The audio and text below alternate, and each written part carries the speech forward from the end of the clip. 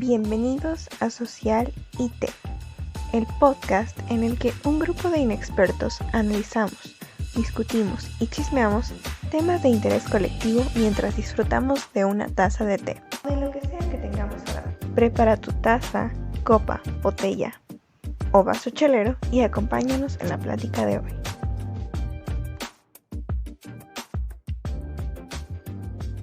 Buenos y felices días lluviosos a todos. Espero que se encuentren muy bien. El día de hoy tenemos a algunos invitados especiales que van a hablar de un tema súper interesante, como son las TICs dentro del ámbito educativo. Y pues para empezar me gustaría escuchar a Dianita, que yo creo que nos traes información muy importante a todos por aquí. Así que déjanos escuchar tu voz, por favor. Hola Aranza, buenas tardes. Bueno, vamos a empezar. Yo te quería platicar de la educación mexicana. ¿Sabías que es de las que mayormente han sido modificadas durante toda su historia y las que han crecido de una forma muy lenta? O sea, realmente no ha habido mucho crecimiento durante el último, lo que lleva del siglo y el último siglo. Es algo muy preocupante si nos damos cuenta que estamos en un siglo donde tener un buen sistema educativo es muy importante y que en realidad México no está invirtiendo lo suficiente para mejorar este sistema educativo. Pues es algo que podemos ver siempre, ¿no? Y de lo que todos nos damos cuenta, pero que muchos callamos. Así que... Claro. Es muy evidente que existe la necesidad de mejorar nuestro sistema educativo. En México se empezó a introducir la tecnología dentro de la educación básica. Principalmente se empezaron a utilizar programas como el típico Encarta, que yo creo que la mayoría de nuestra generación conoce, porque fue nuestro primer acercamiento con la tecnología. No sé si lo recuerdas en tus clases de la primaria, tal vez. No lo recuerdo, pero no sé si alguno de los demás, Fernanda, Armando o Itzel, que también son nuestros invitados el día de hoy, ¿lo recuerdan? Sí, claro, yo sí lo recuerdo. Buenas a todos. Pues sí, yo sí lo recuerdo. Fue una ruptura como muy grande en ese momento, donde te traían las cosas como a tu casa directamente, ¿no? Ya no tenías que buscar en un libro, ¿no? Éramos pequeños y pues teníamos la oportunidad de poder aprender un poco más de las cosas de una forma interactiva. Era muy novedoso realmente. Yo recuerdo que aprendí, aparte del Encarta, con otros programas que eran como para aprender letras y por ese estilo, aprendí muy rápido como a leer, a las vocales, el abecedario, datos curiosos con el Encarta, y tenía juegos y sí fomentaban como esa creatividad en mí. Y también como en niños que eran como de mi misma edad.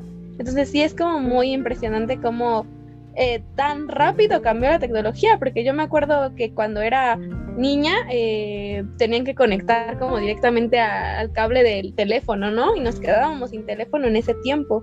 Y tardaba muchísimo en cargar, ¿no? Y ahora lo vemos como podemos tener miles de aparatos conectados a la red en tan solo un segundo. Entonces es impresionante ver cómo ha avanzado a pasos gigantes esta manera de la tecnología. Sí, justamente todo esto empezó alrededor del 2005, donde la tecnología educativa se consideró una clave para poder organizar, comprender y manejar los múltiples variantes que componen a la educación, principalmente en la educación básica, donde había muy poco acercamiento a estas nuevas tecnologías.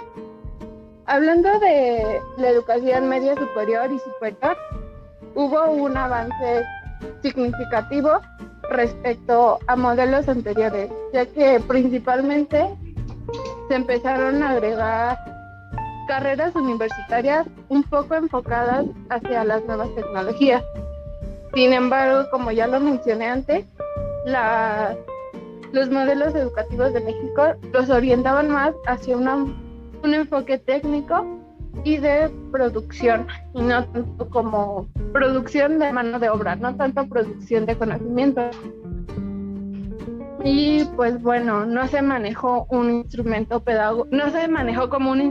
pedagógico, por lo que realmente tuvo muchas decadencias durante esa época, aunque gracias a las tecnologías extranjeras principalmente se ha logrado avanzar en esos aspectos.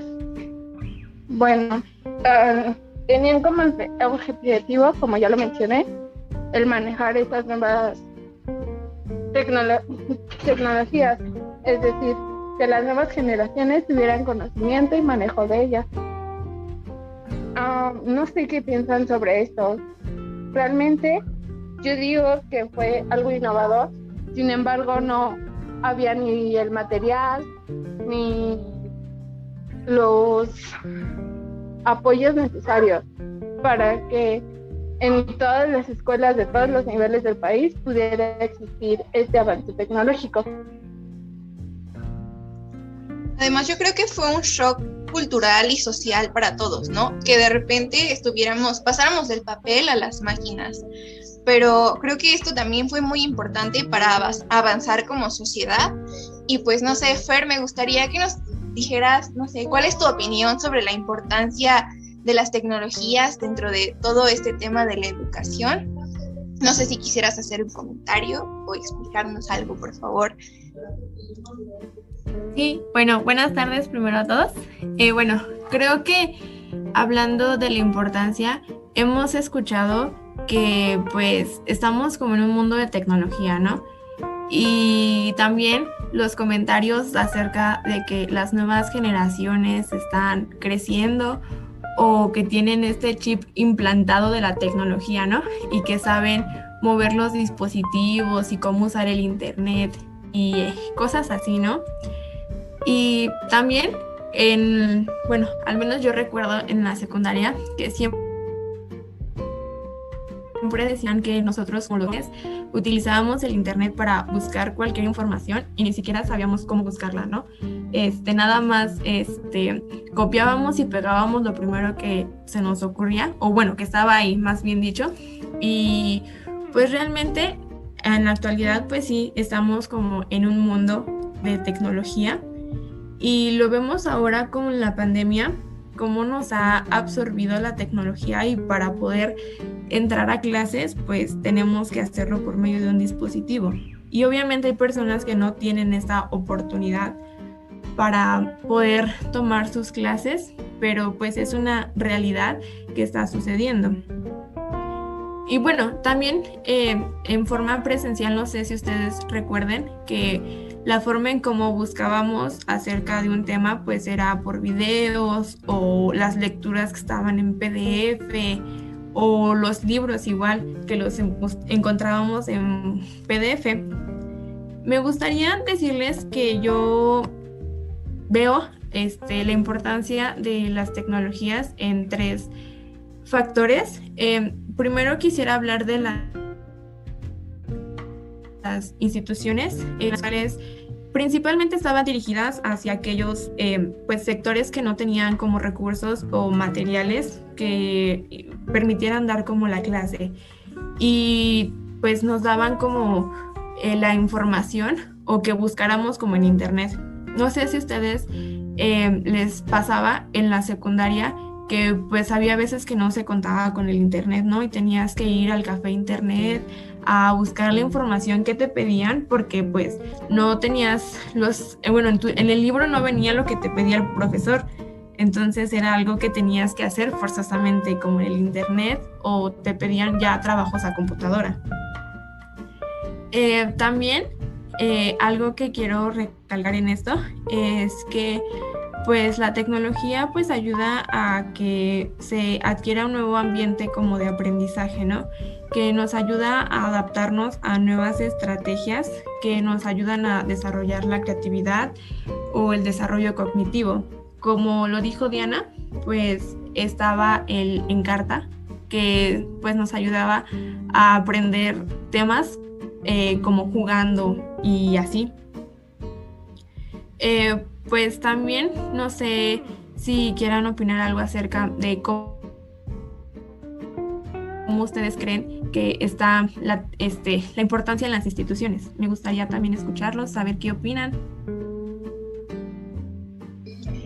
Siento que estoy hablando muchísimo, pero bueno, quiero dar mi opinión porque es un tema que me gusta mucho, que es como el impacto cultural, ¿no? Como incluso nuestra forma de comunicarnos cambió gracias a las tecnologías y ya no era, ahora ya es como que le hablamos a nuestro compañero y decimos, oye, ¿encontraste esta información? Y si la encuentra, pues ya te la pasa, ¿no? Y es más fácil para nosotros como estudiantes y supongo que también para los profesores tratar de encontrar ese tipo de conexión con el otro, pero al mismo tiempo pues se pierde lo presencial. Ahora ya lo perdimos por completo, pero poco a poco se ha ido como que transformando esta comunicación. Y pues, no sé, ¿alguien más quiere comentar algo? Los escucho. Sí, bueno, yo pienso que es algo que favorecía mucho principalmente a los estudiantes. Como lo mencionabas, Fer, muchos libros los podemos encontrar en PDF y muchos de estos libros, si los compras en físico, son extremadamente caros. Y lo digo así no porque sea una mala inversión, sino porque realmente las personas a veces no tienen los recursos suficientes para poder comprar estos libros. Y con el formato en PDF los podemos obtener gratuitos donde estemos a la hora que los necesitemos. Creo que es una gran ventaja de estas tecnologías. Sí, bueno, con esto respecto a lo del alumno, también me gustaría hablar que es importante porque pues con esto en línea tal vez a nosotros no nos pasa porque pues venimos de un sistema escolarizado y forzosamente tenemos que entrar a un horario de clases establecido, ¿no? Pero también veíamos que estaban las clases en forma como en línea y pues lo veíamos como algo muy lejano, pero pues es algo que está pasando ahorita. Y la ventaja que tiene tomar las clases en línea es que hace que las puedas tomar en el momento que tú quieras o que pues sea, bueno, sí, que lo necesites para tomar tus clases o volver a repetirlas una y otra vez si es que no entendiste. La importancia que yo quiero recalcar es que en los alumnos se ve que estos tienen que ser autónomos, tienen que hacer su aprendizaje, tienen que, pues sí, que ellos resolver sus propias dudas, porque el docente solamente va a ser como el que te dé la información, pero tú eres el que debes de hacerlo. Y pues sí, lo vemos ahorita en la pandemia que para nosotros es complicado porque teníamos a un docente que si teníamos una duda, inmediatamente la resolvía y pues ya íbamos como lo entendíamos, ¿no? Pero ahora se ve completamente diferente, por eso creo que hemos batallado mucho con esto porque no estábamos acostumbrados a esto y pues es lo que busca esto, que el alumno sea independiente, que el alumno busque su solución hacia sus problemas, que vea estas herramientas como buenas, que investigue, que busque, que haga diferentes cosas para poder adquirir el conocimiento y no solamente se quede con lo que el docente le dice. No sé si ustedes han tenido esta dificultad ahorita en la pandemia, que no entendemos lo que dice el docente o luego estamos con los amigos diciendo, oye, ¿entendiste esto? Oye, tú entendiste aquello, y pues pasa que cada quien entiende lo que cree, ¿no? Y pues no sé, ¿les ha pasado eso?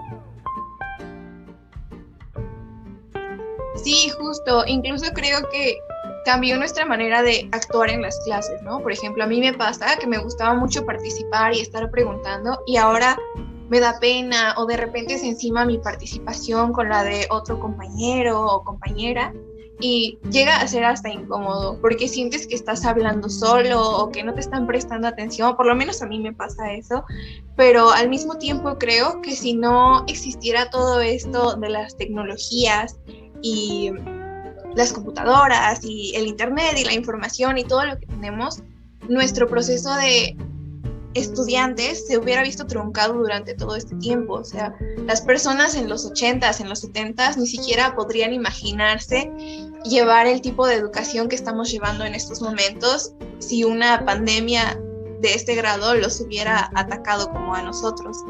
Así que yo creo que es súper importante que las tengamos, pero al mismo tiempo transformó nuestra manera de actuar y de ver cómo eran las clases. Sí, justamente me robaste el comentario, Aranza, porque sí, yo me pongo a pensar muchas veces cómo fue en pandemias al principio de 1900, que fue la peste negra, cómo fueron las clases, ¿no? Cómo fue la vida de esos alumnos que estaban estudiando, o cómo fue la comunicación que podían tener entre ellos, ¿no? Cómo se aislaron. Y pues nosotros, gracias a esas tecnologías, pudimos continuar nuestra vida hasta cierto modo sin perder como tanto el tiempo, ¿no? Tenemos la escuela en línea, los trabajos en línea, el servicio social, 1000 cosas que se siguieron haciendo en línea, las compras en línea y todo eso. Entonces es muy interesante ver esta parte de ese impacto que tiene la tecnología, la manera en que creció y la manera en que como ahora no vemos nuestra vida sin ella, ¿no? Ya es algo que se necesita. Como pues manera de anécdota, yo recuerdo que un tiempo atrás una persona que yo conocía decía, yo no necesito un teléfono, ¿no? A mí me gusta más platicar en persona y me gusta hablar así y vernos, ¿no?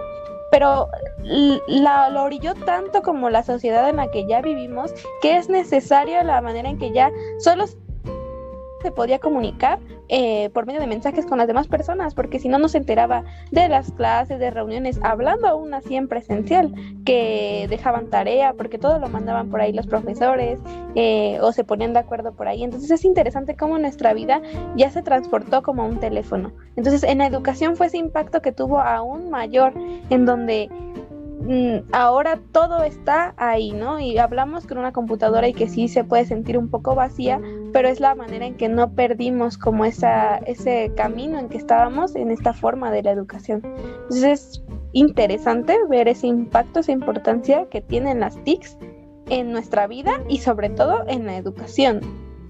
Una importancia que yo considero que está presente en los docentes es que pues ellos pueden aprender acerca de cómo usar las nuevas tecnologías y que no se queden con este analfabetismo digital, sino que ellos estén constantemente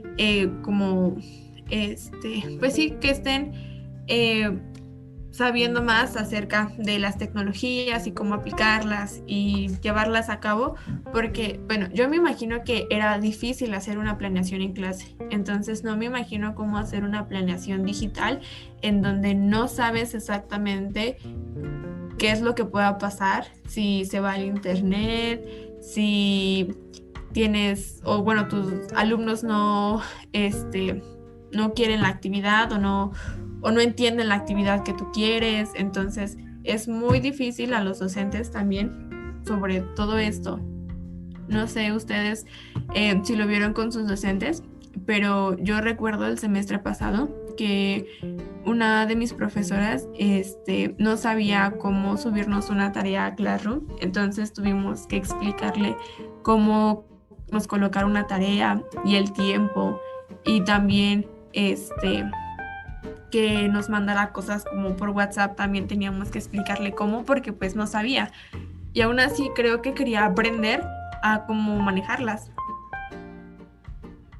Sí, de hecho, creo que los primeros semestres, bueno, el primer semestre en el que estuvimos en todo esto de en este proceso de adaptación, creo que vimos como muchos profesores realmente sufrieron, porque no tenían idea de cómo manejar esas nuevas tecnologías y no podían hacer sus planeaciones. Ellos ya tenían algo definido para hacer con sus clases y tuvieron que cambiar todo. Entonces yo creo que todo esto de la tecnología tuvo aparte de un gran impacto y de que tuvimos que reaprender a utilizarlo, tiene muchas ventajas, ¿no? No sé cómo describirlas, pero me gustaría muchísimo que Itzel nos hablara un poco de ello, así que, por favor. Sí, claro que sí.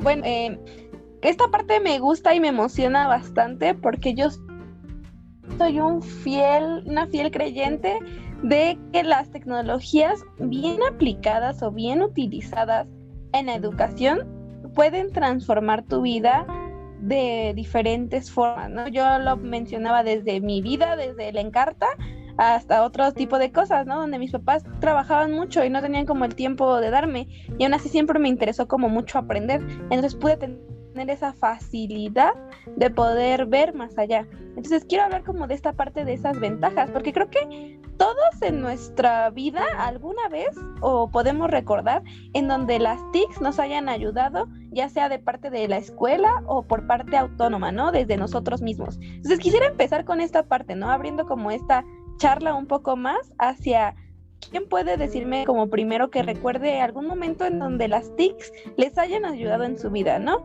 A ver, primero vamos a empezar. ¿Qué tal, Armando? ¿Tú qué nos puedes decir de esta parte, ¿no? Un recuerdo que tengas.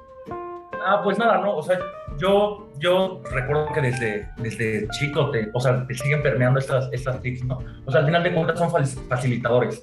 Entonces, al ser facilitadores, pues te ayudan quizá a levantarte desde la alarma del teléfono, a divertirte desde las consolas, y pues ahorita en un contexto más específico, pues la computadora te ayuda a tomar tus clases, ¿no? Entonces yo creo que estos han sido uno de los momentos, pues, que siempre me ayudan porque siempre se me duerme el gallo, ¿no? Entonces no me levanto o no logro levantarme a tiempo, ¿no? Entonces me sirven las alarmas, las bocinas para escuchar música, entonces aumenta la pasión de los demás. Eso es un poco de lo que yo puedo contar. Sí, a ver, Aranza, ¿qué así un recuerdo que tú tengas también ahora? Bueno, pues yo creo que más que nada cuando empiezas de curioso en internet, ¿no? Que ni siquiera estás buscando aprender, pero una cosa te lleva a la otra y de repente estás viendo un video de, como buscábamos en el 2008, videos de risa o videos de duendes reales, y terminabas viendo un documental sobre dinosaurios o sobre el océano, y esas cosas te ayudan a aprender muchísimo y aprendes sin darte cuenta. Entonces yo creo que las TICs nos alientan a aprender de maneras en las que usualmente no nos imaginábamos que podíamos aprender. Sí, justamente. Y bueno, sí, yo puedo compartir otro. También me acuerdo mucho en la prepa me costaba mucho trabajo aprender matemáticas. Soy muy mala con las matemáticas, con cálculo y todas esas. Y me acuerdo mucho que veía muchos videos. En ese tiempo fue cuando subió la fama así súper viral de Julio Profe, ¿no? Creo que hemos escuchado alguna vez de él. Y creció bastante porque todos necesitábamos como a veces que repetir y ir a nuestro ritmo. Entonces esa es una ventaja que es la primera que yo quiero poner como sobre la mesa, y es esa ventaja que es flexibilizar la enseñanza, porque las TICs en educación presenta esta ventaja de que los alumnos puedan seguir a ritmos distintos en su aprendizaje, porque pues cada persona es diferente, ¿no? Y en tiempos atrás, donde no teníamos esta parte de la tecnología, pues teníamos que quedarnos con lo que nos decía nuestra maestra, y pues hasta ahí. Si no entendiste más, pues ni modo, ¿no? Y al aprender la educación siempre pensamos en la primaria, ¿no?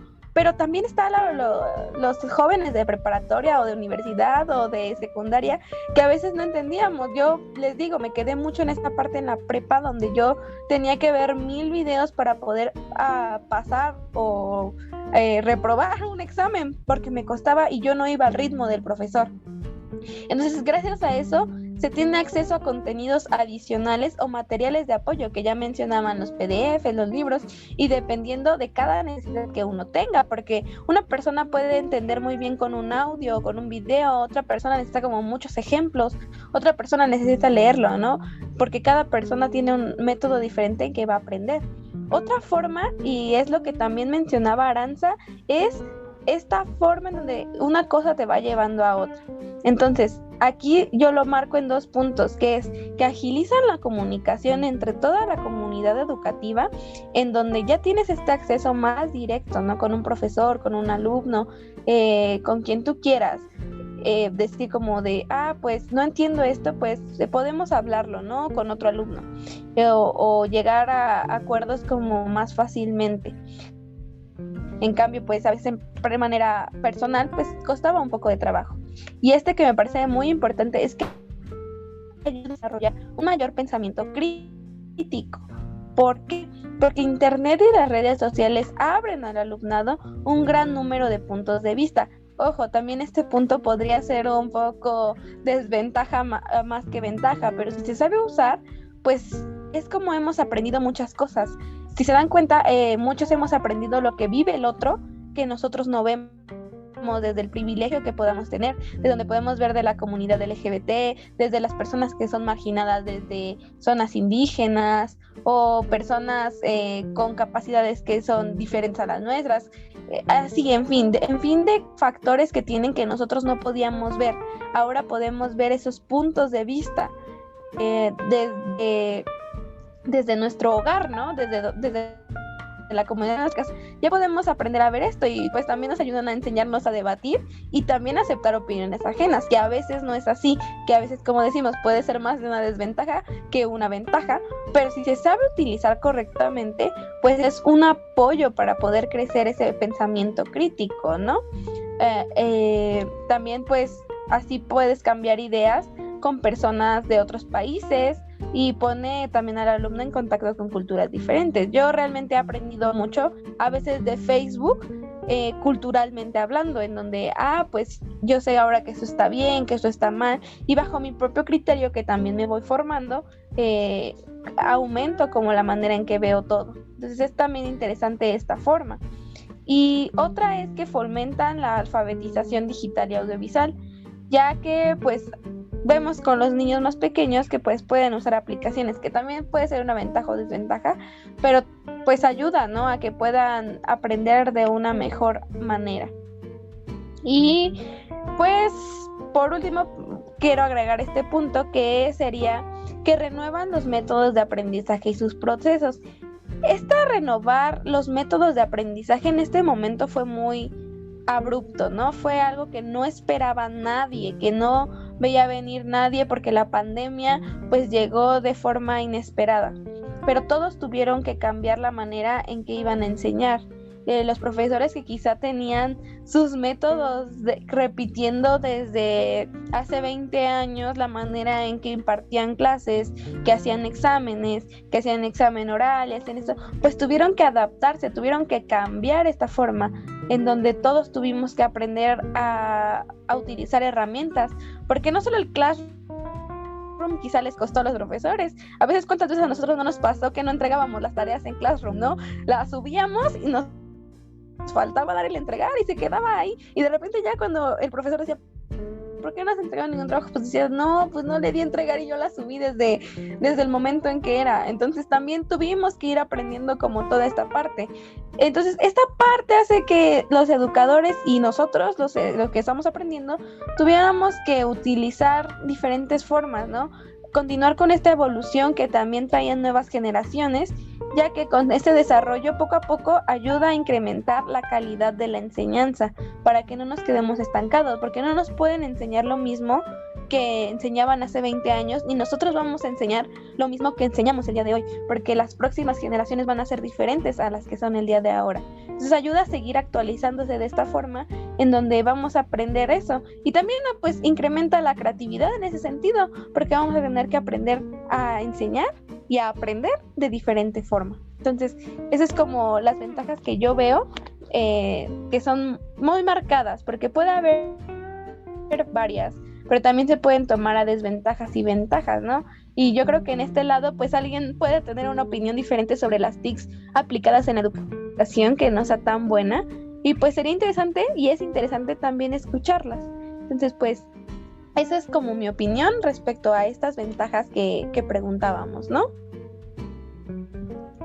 Muchas gracias, Itzel. creo que es importante también destacar, aparte de que nos han traído muchas cosas buenas, pues todo tiene su lado oscuro, ¿no?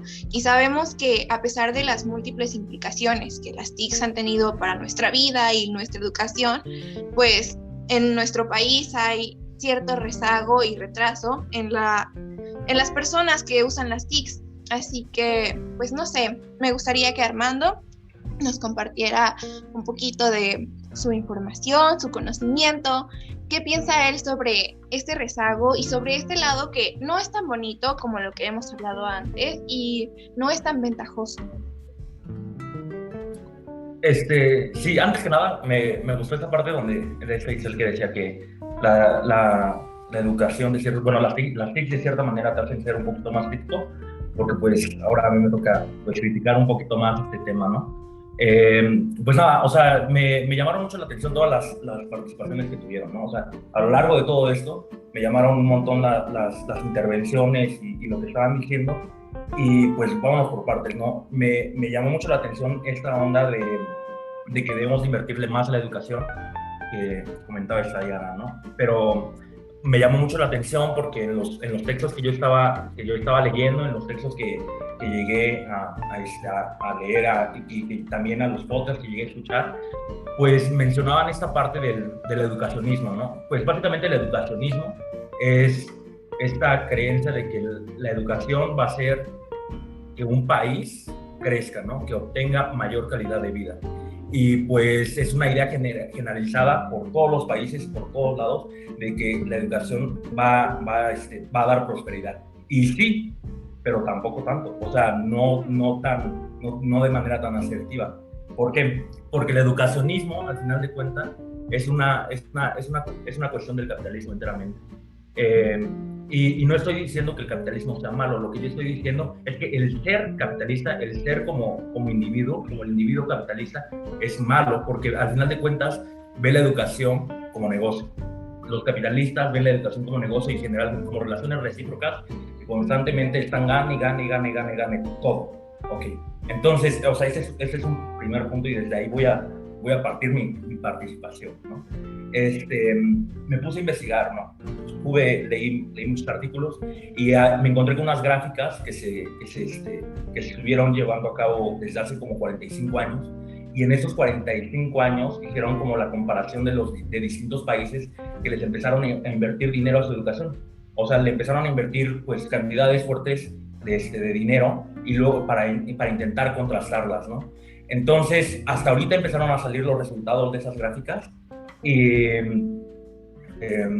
pues para entender un poquito mejor esto, voy a poner el ejemplo más básico que es del capitalismo, que es una especie de pirámide, ¿no? Entonces, esa pirámide la podemos poner como vasitos o copas, como gusten. Entonces, la parte de abajo son los estratos económicos más pobres, y la parte de arriba pues es la parte de la población que es más rica. Entonces, básicamente lo que plantea este ejemplo es que tú le vas a echar dinero o alcohol a la parte más rica, ¿no? Entonces, esa parte más rica va a empezar a obtener toda esta cantidad de dinero y este volumen, y va a terminar desbordándose porque no va a poder acaparar tanta riqueza, o eso es lo que dice el modelo. No va a poder acaparar tanta riqueza y se va a empezar a desbordar por los lados y va a llegar a todos los estratos económicos, ¿no? Y pues la verdad es que no es tan cierto. Los estudios revelaron, o las gráficas revelaron, que en el caso, voy a poner el caso específico de Estados Unidos, luego continúo con México.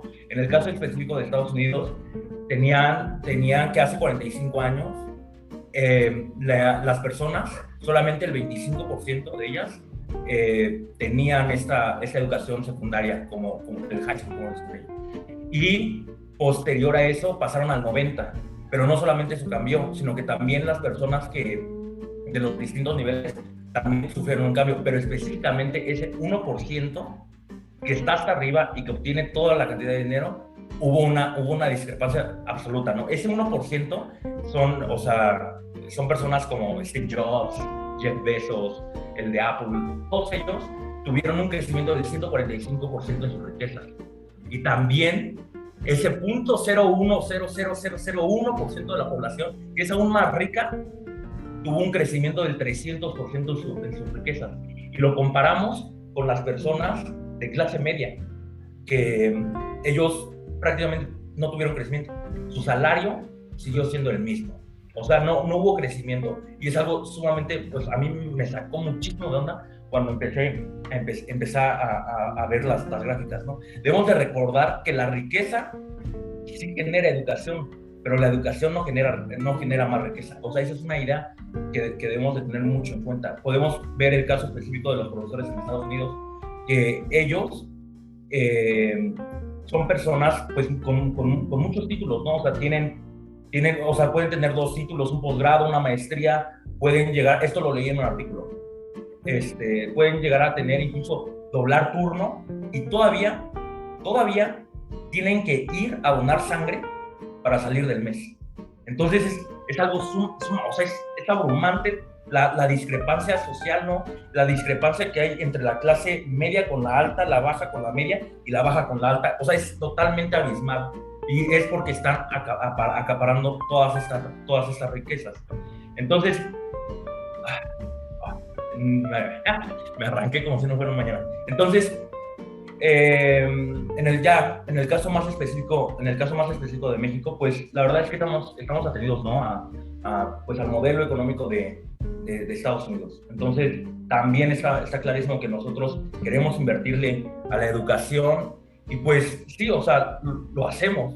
Sí, México sí invierte en su educación, pero al final de cuentas tenemos estas grandes discrepancias sociales que nos están permeando todo el tiempo.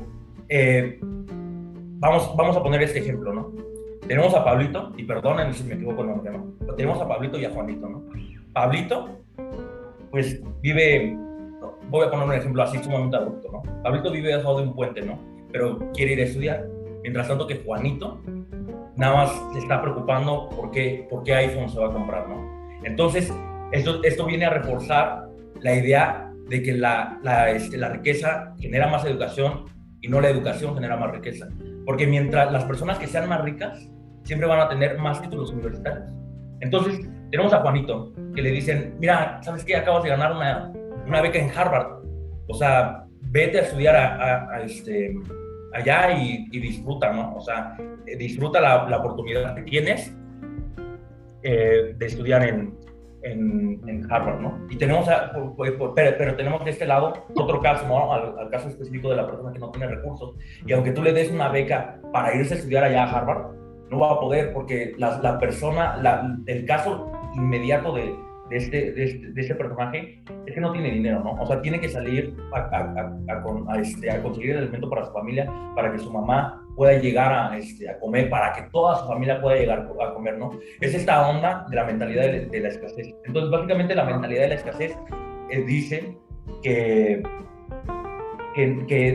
te concentras en las cosas mediáticas, ¿no? O sea, si tienes hambre, tienes que ir a comer.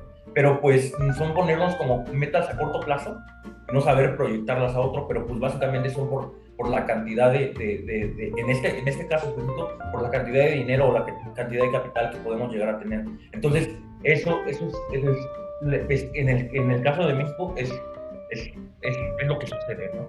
Entonces no sé qué opiniones tengan, o sea, hasta ahorita tengan alguna duda o algo que quieran que les aclare. Pues yo más que nada quisiera como aportar algo. Pues sí, es interesante este hecho en donde a ti te dicen, ¿no? Desde que eres niño, aquí en la educación en México, ¿no? Estudia porque así vas a poder ganar dinero y no vas a ser pobre, ¿no? Pero vemos los sueldos que existen aún teniendo una profesión, aún teniendo una maestría, en donde no se da esa oportunidad, ¿no? Donde la riqueza, como lo decías, es para unos cuantos y esta educación no sigue generando el dinero, ¿no? No genera dinero para todos los demás porque se reparte entre unos cuantos. Entonces, trasladándolo también a esta parte de la educación, no van a tener las mismas oportunidades aquellos niños que no tienen este acercamiento o esta oportunidad o este privilegio, como lo queramos llamar, a la educación, a las computadoras, a la enseñanza, a un niño que desde que es pequeño pues crece aprendiendo con las computadoras, con sus tablets, con lo que tú quieras llamarlo, va aprendiendo poco a poco pues toda esta parte.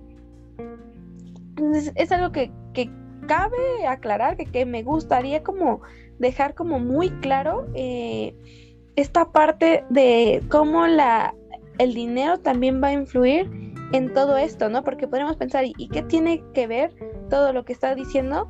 Pues sí, tiene que ver mucho, porque al final del día no van a tener las mismas oportunidades, pues todos, ¿no? Entonces esa es como la opinión que quería dejar antes de que terminaras como de... Sí, también, o sea, bueno, construyendo en base a tu participación, pues, o sea, es verdad, ¿no? O sea, al final de cuentas, el tener un poder adquisitivo, pues, te abre las puertas, ¿no? Sin embargo, estos seres capitalistas se escudan con todos estos proyectos, pues, filantrópicos de invertirle dinero a la escuela, porque así designan un poco de toda la sociedad que se han, con la que se han hecho su fortuna, ¿no? Con la que han amasado su fortuna. Pero pues, también debemos de tener en cuenta que ahorita solamente el 25% de las personas que salen con un título universitario ejercen. Entonces estamos hablando de que solamente uno de cada 4 personas ejerce. Y nos debemos de empezar a preguntar qué pasaría si todas las personas tuvieran, no sé, un doctorado, ¿no? Entonces, o sea, es una buena pregunta. ¿Qué pasaría si todas las personas tuvieran un doctorado? O sea, ¿quién estaría en el McDonald's? O sea, ¿quién estaría atendiendo de cajera? ¿Sí me entiendes? ¿Quién estaría atendiendo la basura? Pues simplemente ese modelo económico lo que diría, ok, o sea, todos tienen un doctorado. Lo que vamos a hacer es, pues, crear un título superior y vamos a contratar a esas personas que tengan el título superior y listo. Sí, bueno, esto me recuerda mucho al dicho de el pobre es pobre porque quiere, ¿no? Y es muy fácil que nos digan, pues, si no tienes dinero, trabaja, si no tienes estudios, estudia y todo eso, pero no ven el trasfondo de todo esto, en el que el pobre no tiene para estudiar.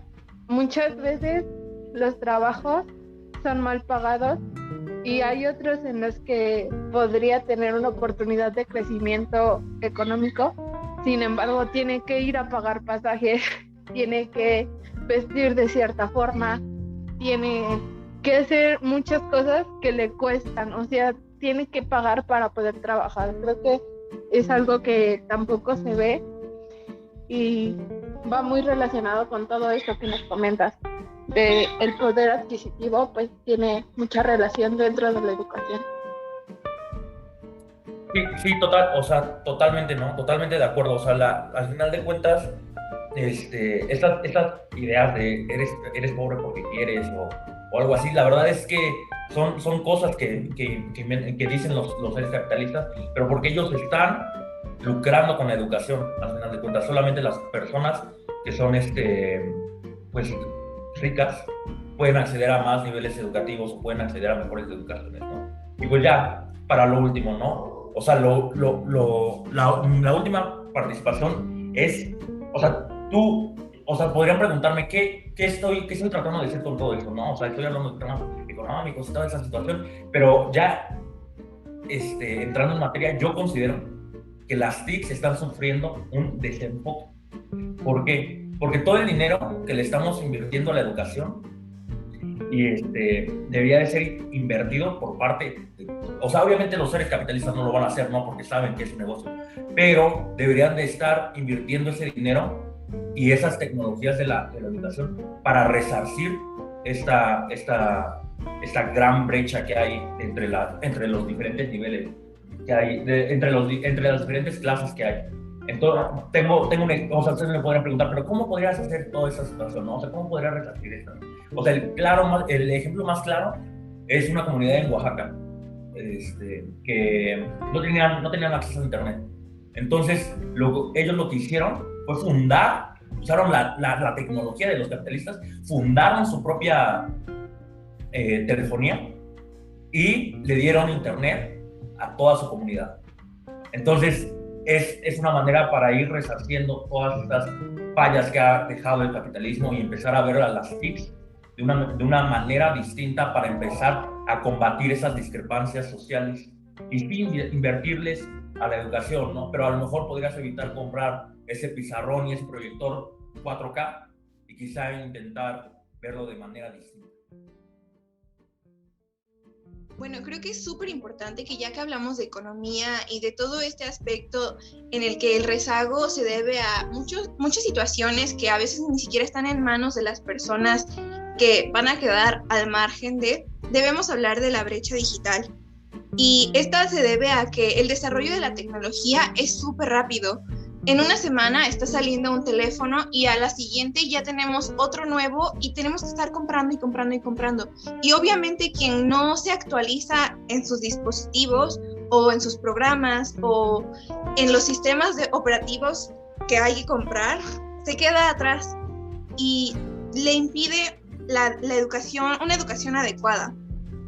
Tan solo en México, solo el 22% de los hogares que tienen internet, pues es el total de los hogares que existen. Los demás están sin ningún tipo de comunicación internauta.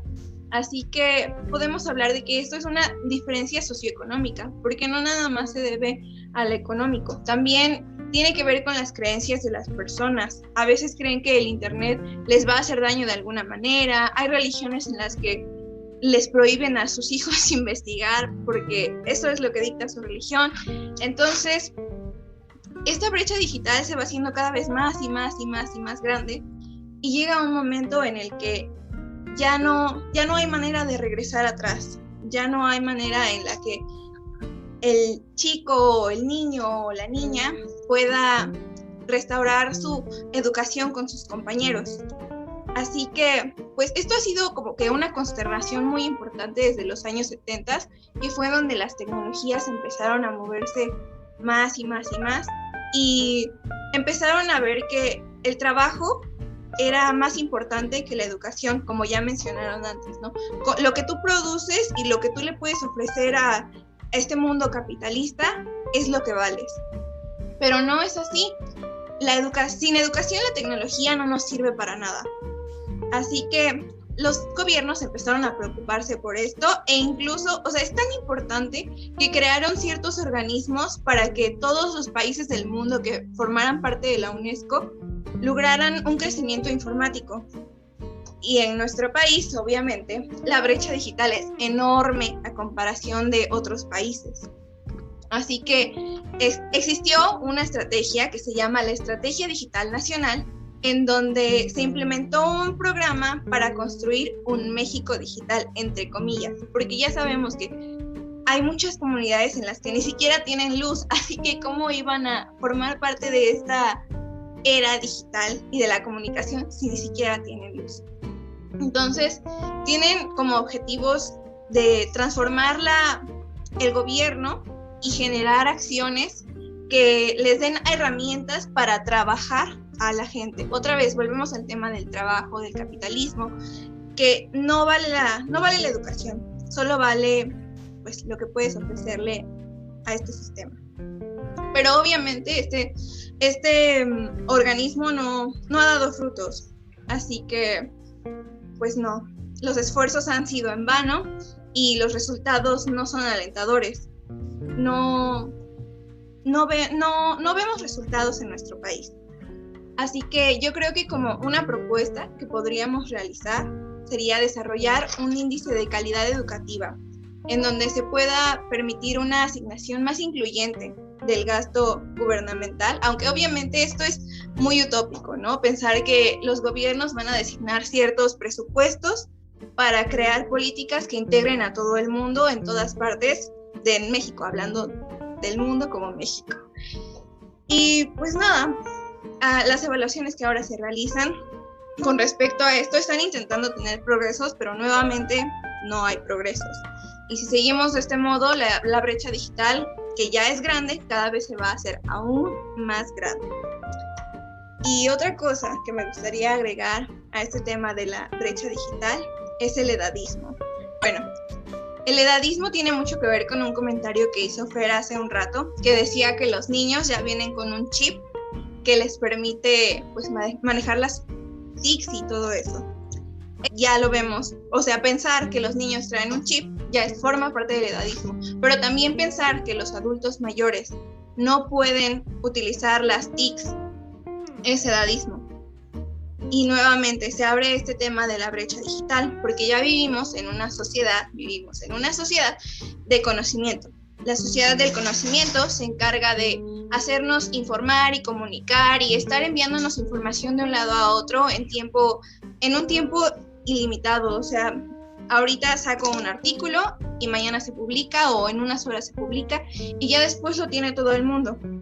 Entonces, este edadismo impide que ciertas partes de la población se integren a esta sociedad de la educación.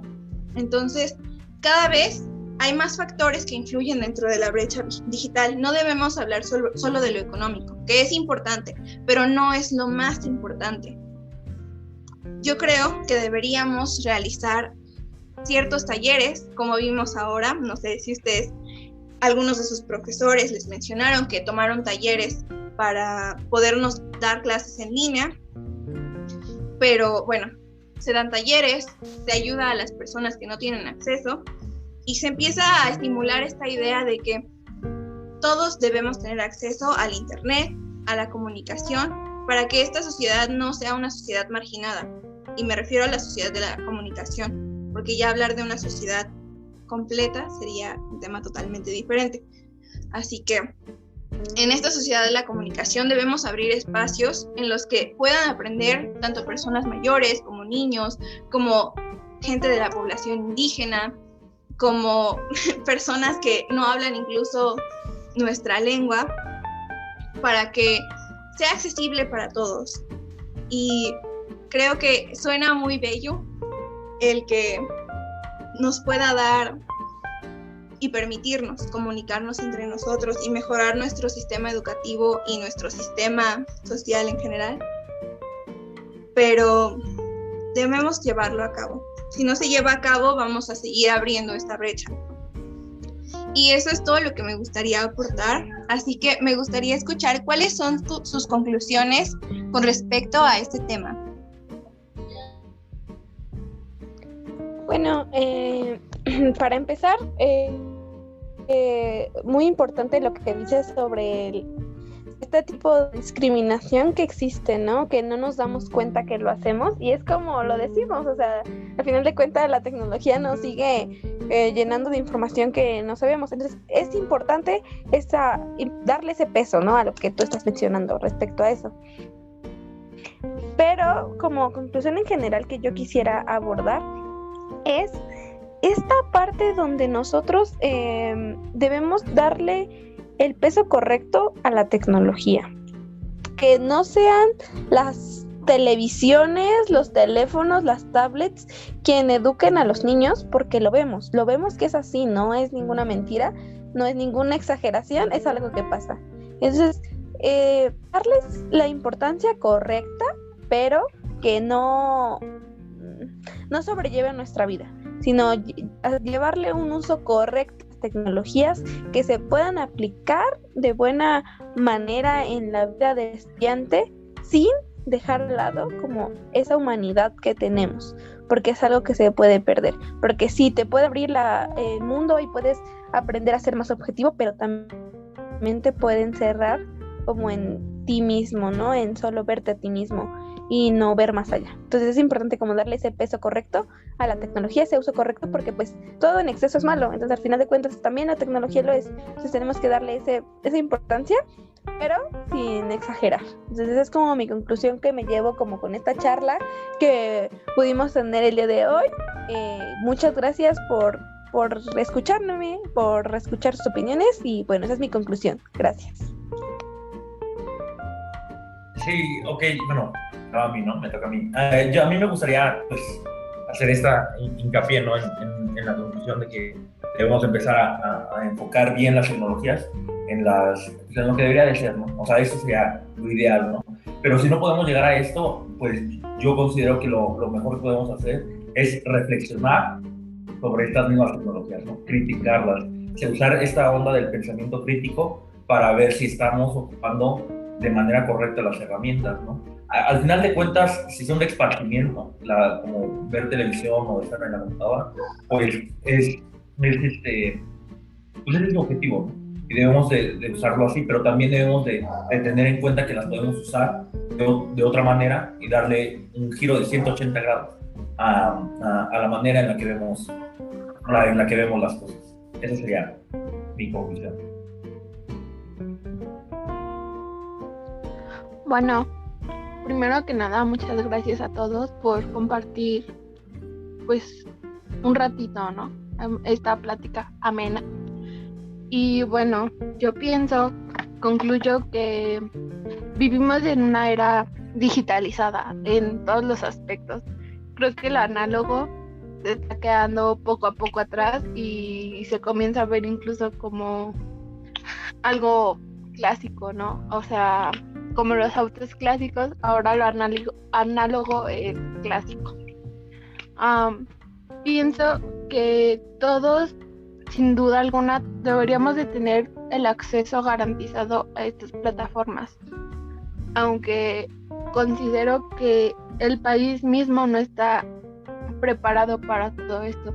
Hablo que no hay infraestructura, no hay presupuesto, entonces creo que en la medida de lo posible, pues sí, es algo también de nosotros mismos el buscar ese acercamiento con la tecnología, que claro, como ya lo mencionamos, la brecha económica pues lo impide, ¿no? Pero bueno, los que tienen esa oportunidad creo que deberían de aprovecharla sin duda alguna y sacarle lo más que puedan, ¿no? Y sería todo. Muchas gracias.